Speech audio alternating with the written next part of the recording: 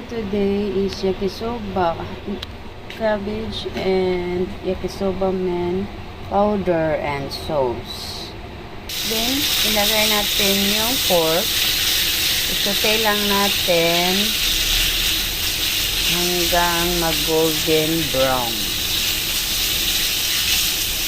And then, lagay natin yung cabbage. And saute. Saute lang. Lagay natin yung men. Lagay natin yung men.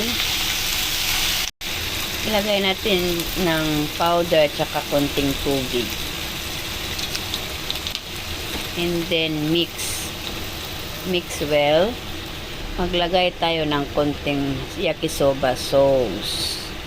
Konti lang kasi ano siya.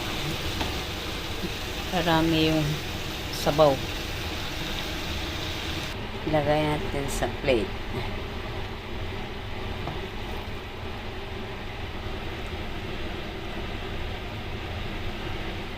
Ayan, ito na yung yakisoba.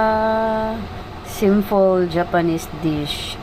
Thank you mga guys. Thank you for watching. Please like and subscribe and share. Thank you. God bless.